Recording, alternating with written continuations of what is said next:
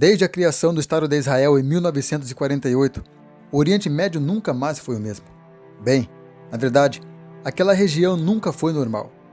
De todos os lugares do mundo, se tem um lugar onde a paz nunca se estabeleceu, este é no Oriente Médio. O ódio, o rancor e o medo são sinônimos que se tornou combustível para queimar tanto desprezo por um povo que só quer um pedaço de terra para viver em paz. Yom Kippur é o nome de um feriado judaico que se tornou famoso em todo o mundo, não apenas pelo Dia do Perdão, mas pela guerra. A Guerra do Yom Kippur foi um conflito militar ocorrido no Oriente Médio, em 1973, envolvendo israelenses e coalizões árabes, e que trouxe graves consequências para o Ocidente. A batalha trouxe um saldo negativo de aproximadamente 21 mil mortes e aproximadamente 37 mil feridos, sem contar com as dezenas de tanques e aviões destruídos, trazendo um prejuízo para todos os lados envolvidos. As terras conquistadas por Israel sob preço de sangue nunca trouxe paz real para a nação. As constantes ameaças todos os anos trazem um sentimento de medo e revolta, todas as vezes que o alarme é soado. Mas o que aconteceu no Oriente Médio após a Guerra do Yom Kippur trouxe mudanças para todo o mundo. E o que ainda pode acontecer no futuro vai repetir os mesmos feitos desta guerra, e que levou centenas e centenas de vidas que poderiam ser evitadas. O que é a Guerra do Yom Kippur e o porquê ela aconteceu? É como Israel pode novamente enfrentar uma coalizão de países em um futuro bem próximo. Quem são esses países e qual será o grande motivo dessa vez? Tudo isso eu conto para você aqui e agora.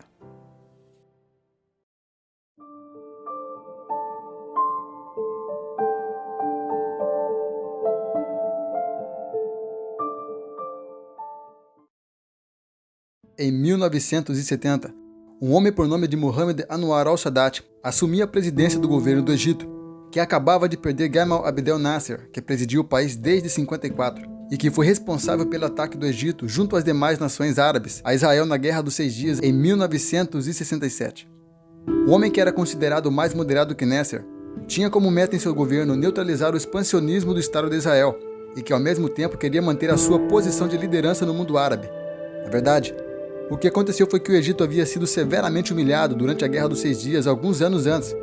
Muitas baixas e dezenas de equipamentos de guerra destruídos, e com a moral do povo egípcio afetada junto às demais nações árabes, Anwar al-Sadat estava decidido a reconquistar as terras perdidas. Nos primeiros 2 anos de seu governo, tentou através de esforços diplomáticos a retomada da Península do Sinai, uma região que havia sido conquistada pelos israelenses anteriormente. Como todas as tentativas de negociação haviam fracassado, ele exigiu que Israel deixasse a Península do Sinai, e como o nome teve sucesso, começou a ir em diversos países em reuniões diplomáticas solicitando ajuda para iniciar um ataque a Israel. Como resultado, no segundo semestre de 73, ele já tinha aproximadamente 100 nações que compravam sua ideia, incluindo toda a Liga Árabe. E com todo o apoio que recebeu, Sadat estava determinado a iniciar a nova invasão. O dia 6 de outubro de 1973 era o dia do Yom Kippur, o dia do perdão, feriado nacional em todo o Estado de Israel. O dia em que todos os israelenses tiravam para jejuar e orar. E foi exatamente esse dia que a Liga Árabe, liderada pelo Egito e Síria, escolheu para iniciar o ataque. Primeiro, eles fizeram um exercício militar alguns dias antes, para sutilmente colocar as suas tropas próximo à fronteira. Claro que a essa altura, o governo de Israel, liderado pela primeira-ministra Golda Meir, já estava atento às movimentações das tropas árabes. Eles já tinham ciência que iriam atacar, mas não sabiam ao certo quando. Então, na tarde do dia 6 de outubro de 73, as tropas egípcias iniciavam os ataques às bases de Israel, enquanto cruzavam o canal de Suez. Por outro lado, as tropas sírias atacavam as regiões do norte, próximo às colinas de Golã. Um ataque feito de forma furtiva pela Liga Árabe. No início, eles começavam a prosperar na guerra, destruindo as primeiras linhas defensivas de Israel. Com os pesados equipamentos antiaéreos, muitos aviões israelenses caíam, enquanto muitos tanques foram destruídos pela enorme coalizão árabe. Com grandes perdas, as tropas israelenses começavam a recuar, fazendo Egito e Síria ganhar terreno nas batalhas. Com apenas 6 horas depois de cruzar o canal de Suez, os egípcios haviam destruído 15 posições fortificadas de Israel e avançavam 5 quilômetros adentro sob um comboio de 850 blindados, enquanto no norte, os sírios haviam reconquistado uma boa parte das colinas de Golã. Mas isso foi apenas nos primeiros dias da invasão. Já no 4º dia, as forças sírias começavam a ser empurradas de volta pelas forças israelenses com pesados ataques, enquanto na Península do Sinai, as forças de Sadat já começavam a demonstrar cansaço com a falta de suprimento. Alguns dias depois, as forças de combate de Israel teve a iniciativa de tirar de vez a Síria da guerra, quando avançavam sobre o território sírio. Foi aí que o Iraque e a Jordânia também entraram na guerra, reforçando o apoio à Síria na intenção de barrar o avanço repentino de Israel. Se você pode notar alguma semelhança hoje no mundo em que vivemos, vai ver que o cenário apenas está se repetindo. As maiores potências mundiais não podiam ficar de fora do jogo. Foi aí que os Estados Unidos e a antiga União Soviética começaram a abastecer os países envolvidos na guerra com equipamentos bélicos. Os Estados Unidos abastecendo Israel e a Rússia abastecendo a Liga Árabe. Essas batalhas se estenderam por longos e longos dias, envolvendo várias nações além da Síria e Egito contra Israel, nações como Cuba, Marrocos, Arábia Saudita, Iraque e Rússia, além dos voluntários que vieram dos países africanos e do Oriente Médio, todos contra Israel. Apenas no Ocidente os Estados Unidos apoiando Israel com equipamento bélico. Mesmo com o gigantesco número de soldados, armamentos e veículos de guerra que possuía a coalizão árabe, eles não foram capazes de vencer a minoria das forças do exército de Israel.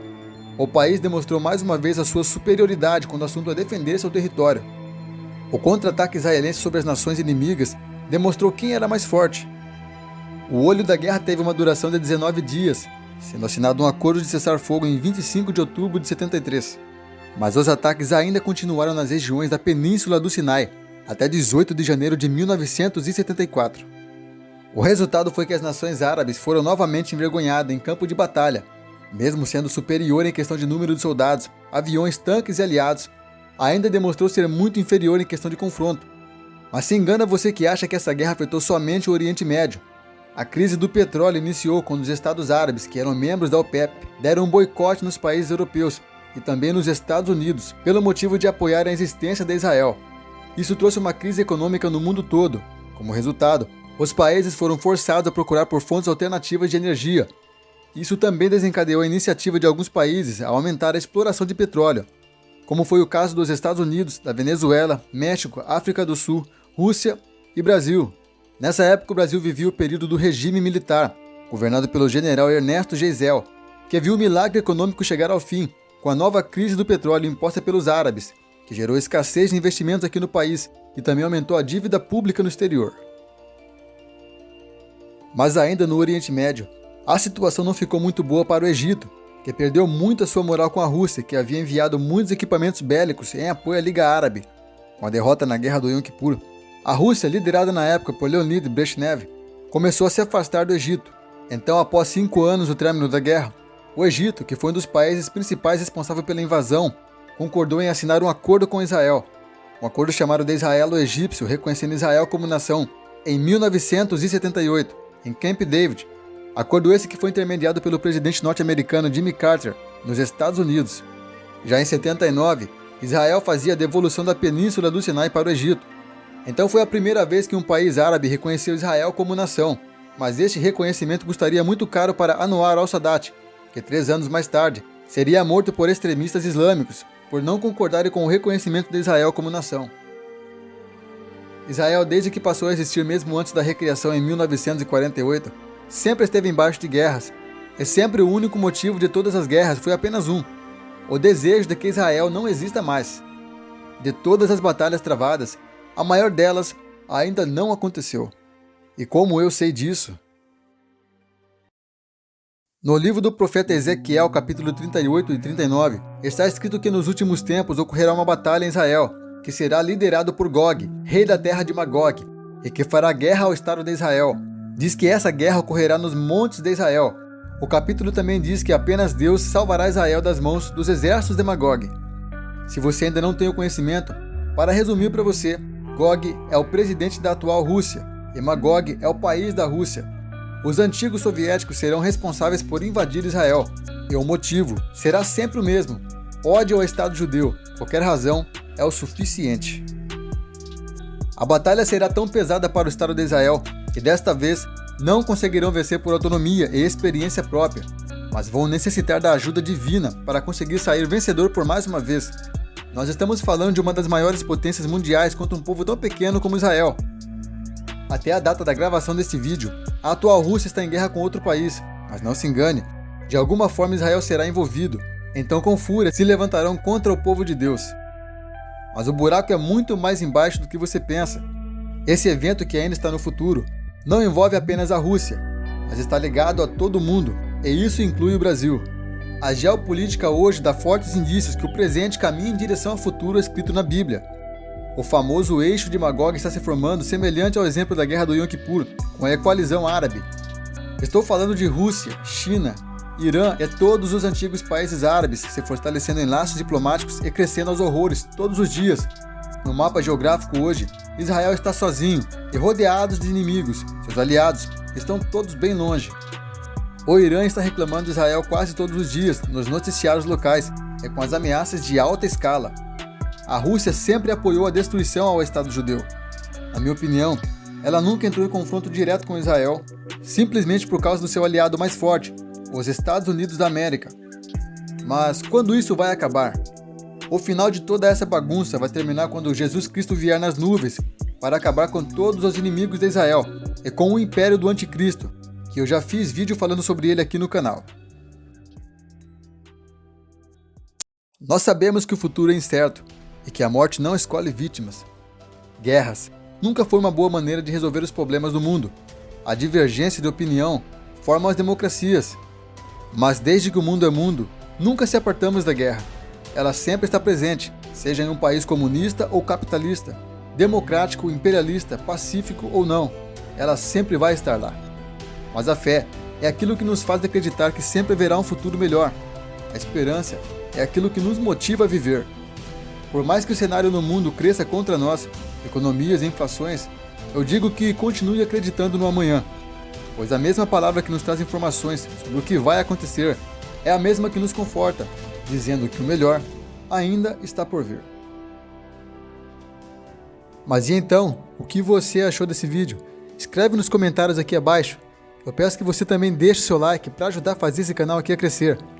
Agora, se você ainda não viu meu vídeo sobre o ressurgimento de Israel em 1948, clica nesse card que eu vou deixar aparecendo para você aqui agora e a gente se encontra lá. Por hoje é isso. Que Deus abençoe você. Um forte abraço. Valeu!